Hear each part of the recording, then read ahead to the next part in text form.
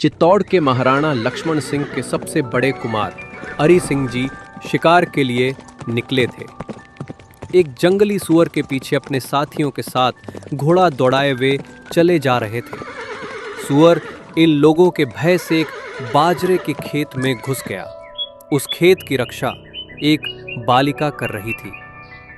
वो मचान से उतरी और खेत के बाहर आकर घोड़ों के सामने खड़ी होगी।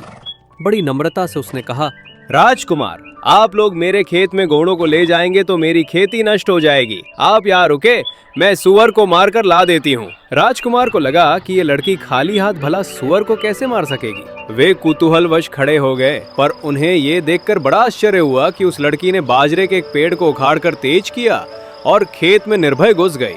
थोड़ी ही देर में उसने सुअर को मारकर राजकुमार के सामने लाकर रख दिया। वहां से राजकुमार अपने पड़ाव पर आए। जब वे लोग स्नान कर रहे थे तब एक पत्थर आकर उनके घोड़े के पैर में लगा। घोड़े का एक पैर टूट गया। वो पत्थर उसी किसान की लड़की ने अपने मचान पर से पक्षियों को उड़ाने के लिए फेंका था। अब से राजकुमार के घोड़े की दशा देख वह अपने खेत से दौड़कर वहां आई और कहा, असावधानी से पत्थर फेंका गया, इसके लिए मैं क्षमा मांगती हूँ। राजकुमार बोले, तुम्हारी शक्ति देखकर मैं आश्चर्य में पड़ गया हूँ। मुझे दुख है कि तुम्हें देने योग्य कोई पुरस्कार इस समय मेरे पास नहीं है। उस लड़की ने कहा, अपनी गरीब प्रजा पर आप कृपा रखें, यही मेरे लिए बहुत बड़ा पुरस्कार है। इतना कहकर उस समय वो चली गई। सायंकाल राजकुमार तथा उनके साथी घोड़ों पर बैठे जा रहे थे।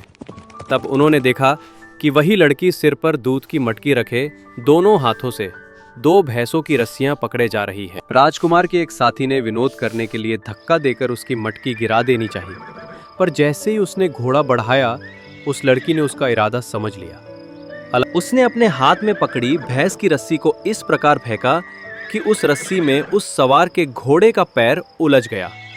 घोड़े के साथ ही वो सवार भी धड़ाम से भूमि पर गिर पड़ा। इस निर्भय बालिका के साहस और शक्ति को देखकर कुमार अरी सिंह मुग्ध हो गए। उन्होंने पता लगाकर जान लिया कि वो क्षत्रिय कन्या है। स्वयं अरी सिंह ने उसके पिता के पास जाकर उसके विवाह की इच्छा प्रकट की।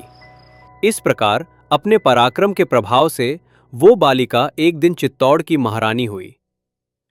प्रसिद्ध राणा हम्मीर ने उसी के गर्भ से जन्म लिया था।